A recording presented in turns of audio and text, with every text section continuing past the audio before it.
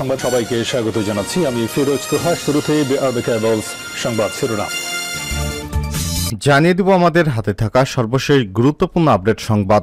ভাঙছে দুই জোটের নীরবতা, মাঠে মিত্রদের পাশে চায় বিএনপি। নিষ্ফল সরকার বিরোধী আন্দোলনের পর দীর্ঘ বিরতি, পোরখা বিএনপি এখন আবার রাজপথে ফেরার অভিলাষ। জিমুতে থাকা দলের নেতাকর্মীদের জাগাতে সাংগঠনিকভাবে নানা কর্মসূচির পথে আসছে বিরোধী এই দলটি। জানাবো বিস্তারিত, সঙ্গেই থাকুন। এরপর জানিয়ে দিব সরকারি ইচ্ছাতে জনপ্রতিনিধি তৈরি করা হচ্ছে, অভিযোগ করলেন বিএনপি সিনিয়র যুগ্ম মহাসচিব অ্যাডভোকেট রুহুল কবির রিজভী। জানিয়ে দিব সিলমারা ব্যালট শো ফেসবুকে পোস্ট, ইউপি চেয়ারম্যানকে ইউএনেরও নোটিশ।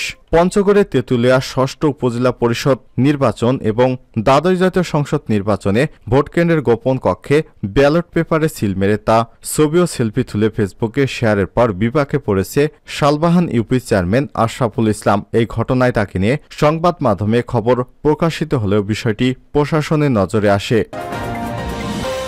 এদিকে কতটা ঝুঁকিতে ১৩ বিলিয়ন ডলারের কমরি ঝাঁপ। বাংলাদেশে গত ২ মাসের আমদানি বিল পরিশোধের পর এবার ব্যবহারযোগ্য রিজার্ভ ১৩ বিলিয়ন ডলারের নিচে নেমে আসার খবর প্রকাশ হয়। পরিস্থিতি আরও সংকটময় হয়ে ওঠার আশঙ্কা তৈরি হয়েছে অনেকের মধ্যে।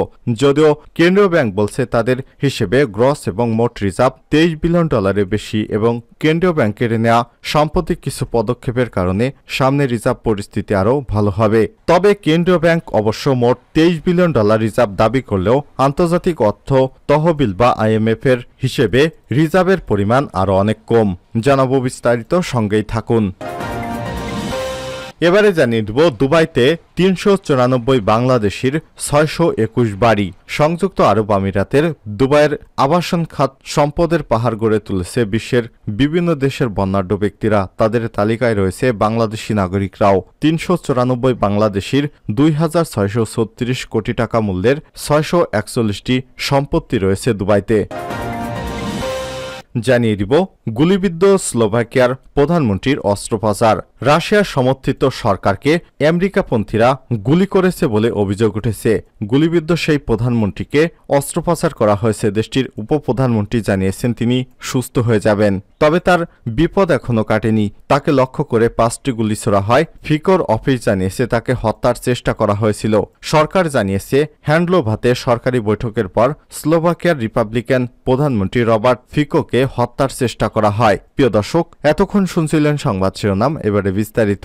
তবে তার আগে বন্ধুরা, আপনি কোন স্থান থেকে আমাদের সংবাদটি দেখছেন কমেন্ট করে জানিয়ে দিন এই সংবাদ সম্পর্কে আপনার মূল্যবান মতামত। প্রিয় দর্শক, আপনি যদি আমাদের চ্যানেলে নতুন হয়ে থাকেন, ভিডিওটি দেখতে দেখতে চ্যানেলটি সাবস্ক্রাইব করে রাখুন, যাতে করে আমাদের লেটেস্ট আপডেট সংবাদগুলো সবার আগে আপনার কাছে পৌঁছে যায়। এবারে বিস্তারিত।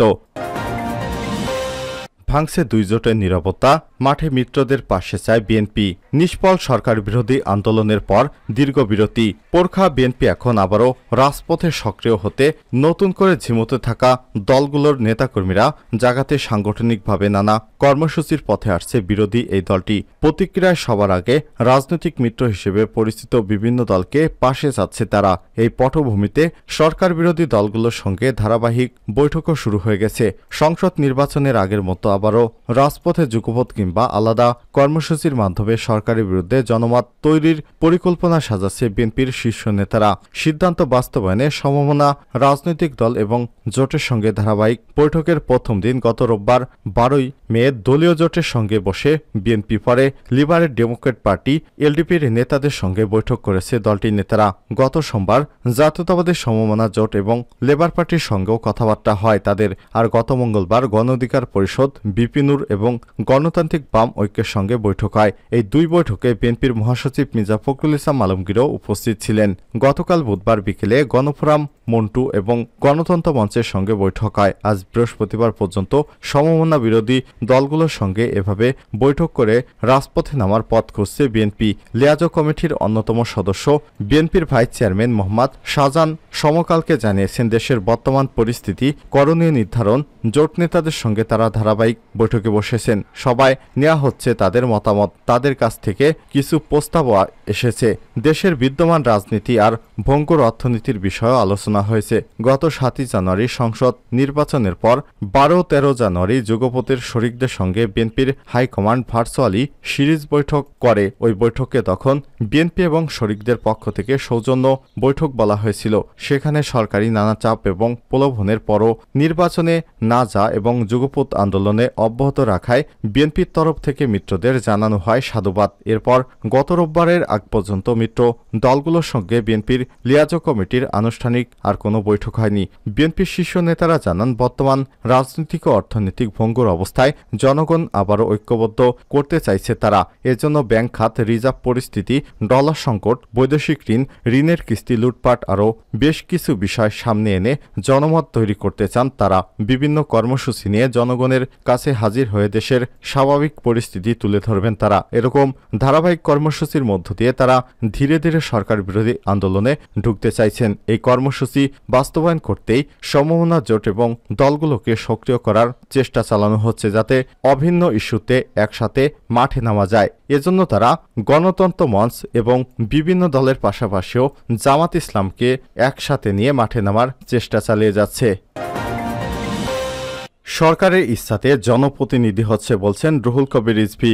উপজেলা নির্বাচন সম্পূর্ণ ভুয়া এবং জালিয়াতি উল্লেখ করে বিএনপির সিনিয়র যুগ্ম মহাসচিব অ্যাডভোকেট রুহুল কবির রিজভী আহমেদ বলেছেন, এই নির্বাচনে জনগণের কোনো ভূমিকা নেই। এই নির্বাচন জনগণের সঙ্গে প্রতারণা করা নির্বাচন। এখন প্রধানমন্ত্রীর ইচ্ছে মতো উপজেলা চেয়ারম্যান নির্বাচিত হচ্ছে। বৃহস্পতিবার 16 মে সকালে উপজেলা নির্বাচন বর্জনের সমর্থনে রাজধানীতে শান্তিনগর বাজার এলাকায় সচেতনতামূলক লিফলেট বিতরণ শেষে তিনি এসব কথা বলেন।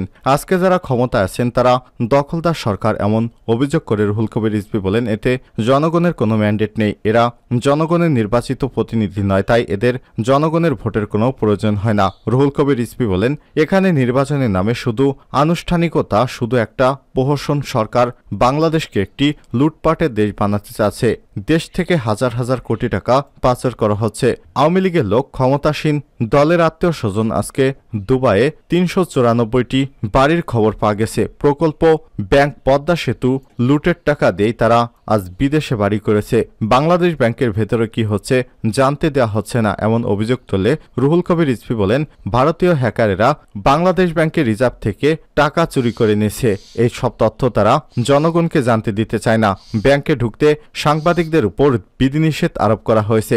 সাংবাদিকেরা ঢুকে যাতে কোনো তথ্য বাইরে না আনতে পারে সে ব্যবস্থাই করেছে ব্যাংক।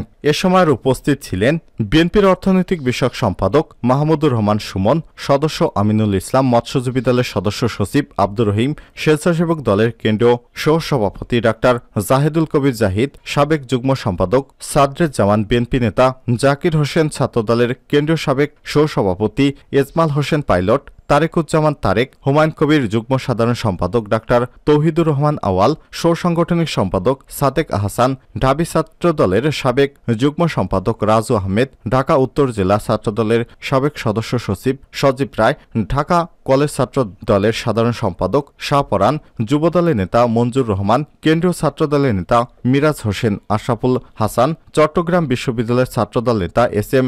আল মাহমুদ দীপু, জাহাঙ্গীরনগর বিশ্ববিদ্যালয়ের ছাত্রদলের নেতা মুরাদ, মৎস্যজীবী দলের সদস্য ইব্রাহিম চৌধুরী সহ অনেক নেতারা।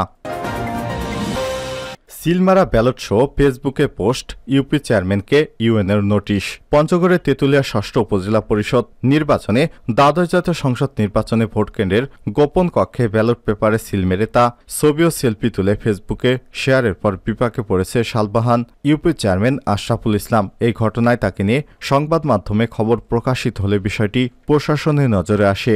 স্থানীয়রা সরকারের একজন প্রতিনিধি হয়ে এ ধরনের কর্মকাণ্ডে কেন আইনি ব্যবস্থা গ্রহণ করা হবে না, এই মর্মে গত 12 মে সন্তোষজনক ব্যাখ্যা চেয়ে চিঠি প্রদান করেছে তেঁতুলিয়া উপজেলা নির্বাহী অফিসার মোহাম্মদ ফজলে রাব্বি। ওই চিঠিতে বলা হয়েছে, গত 7 জানুয়ারি দ্বাদশ জাতীয় সংসদ নির্বাচন এবং 8 মে উপজেলা 6ষ্ঠ পরিষদ নির্বাচন সাধারণভাবে অনুষ্ঠিত হয়। এই নির্বাচনের দিনে আপনি তেঁতুলিয়া উপজেলাধীন 4 নং শালবাহন ইউনিয়ন পরিষদ চেয়ারম্যান হিসেবে শালবাহান ইউনিয়নের মাঝিপাড়া দ্বিমুখী উচ্চ বিদ্যালয়ের ভোট কেন্দ্রে গোপন কক্ষে ভোট দেওয়ার সময় নিজের মার্কিং সিল সহ ব্যালট পেপারের ছবি ধারণ করে আপনার ব্যক্তিগত ফেসবুক আইডিতে আপলোড করা হয়, যা নির্বাচনী আচরণ বিধিমালার পরিপন্থী। বিষয়টি নিয়ে বিভিন্ন জাতীয় স্থানীয় পত্রিকা, টেলিভিশন চ্যানেল এবং অনলাইন পোর্টালে নেতিবাচক সংবাদ প্রকাশ করা হয়। তাই স্থানীয় সরকার ইউনিয়ন পরিষদ আইন 2009 107 ধারা অনুযায়ী জনসেবক হওয়া সত্ত্বেও নির্বাচনী আচরণ বিধি লঙ্ঘন করে ভোটকেন্দ্রের গোপন কক্ষে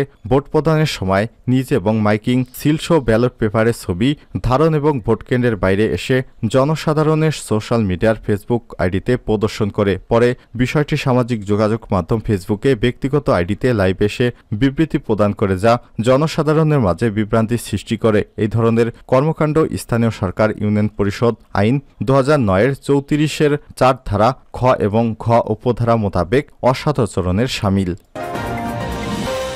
কতটুকু ঝুঁকি? $13 বিলিয়ন কম রিজার্ভ। বাংলাদেশের গত 2 মাসের আমদানি বিল পরিশোধের পর ব্যবহারযোগ্য রিজার্ভ $13 বিলিয়ন নিচে নেমে আসার খবর প্রকাশিত হয়। পরিস্থিতি আরও সংকটময় হয়ে ওঠার আশঙ্কা তৈরি হয়েছে অনেকের মধ্যে। যদিও কেন্দ্রীয় ব্যাংক বলছে তাদের হিসাবে গ্রস বা মোট রিজার্ভ $23 বিলিয়ন বেশি এবং কেন্দ্রীয় ব্যাংকের নেওয়া সাম্প্রতিক কিছু পদক্ষেপের কারণে সামনে রিজার্ভ পরিস্থিতি আরও ভালো হবে। কেন্দ্রীয় ব্যাংক অবশ্য মোট $23 বিলিয়ন রিজার্ভ দাবি করলেও আন্তর্জাতিক অর্থ তহবিল বা IMF এর হিসেবে রিজার্ভ আছে $18.32 বিলিয়ন। কেন্দ্রীয় ব্যাংক এখন দুটি পদ্ধতিতে রিজার্ভ হিসাব করে থাকে। এর একটা হচ্ছে গ্রস বা মোট রিজার্ভ, অর্থাৎ যে পরিমাণ দেশীয় মুদ্রা হাতে আছে, যা $23.77 বিলিয়ন। আরেকটা হচ্ছে আন্তর্জাতিক অর্থ তহবিল পদ্ধতি BPM-6, সে অনুযায়ী এখন রিজার্ভ $18.32 বিলিয়ন। তবে কেন্দ্রীয় ব্যাংকের সংশ্লিষ্ট সূত্রগুলোর বরাত দিয়ে গণমাধ্যমে খবর এসেছে যে এই রিজার্ভের মধ্যে এই মুহূর্তে ব্যবহারযোগ্য রিজার্ভের পরিমাণ $13 বিলিয়ন সামান্য কম। কেন্দ্রীয় ব্যাংকের একজন কর্মকর্তা জানিয়েছে, IMF এর SDR হিসেবে থাকা ডলারসহ সব ধরনের দায় দেনা পরিশোধের জন্য জমা রাখা অর্থ বাদ দিয়ে রিজার্ভের যে হিসাব তৈরি হয় সে অনুযায়ী এখন ব্যবহারযোগ্য রিজার্ভের পরিমাণ $13 বিলিয়ন আরও কম, যাকে গণমাধ্যমে নিট রিজার্ভ হিসেবে উল্লেখ করা হয়েছে। দুবাইয়ে 394 বাংলাদেশি 621টি বাড়ি। সংযুক্ত আরব আমিরাতে দুবাইয়ে আবাসন খাতে সম্পদের পাহাড় গড়ে তুলেছে বিশ্বের বিভিন্ন দেশের বর্ণাঢ্য ধনবান ব্যক্তিরা। তাদের তালিকায় রয়েছে বাংলাদেশি নাগরিকও। 394 বাংলাদেশি 2636 কোটি টাকা মূল্যের 641টি সম্পত্তি রয়েছে দুবাইতে।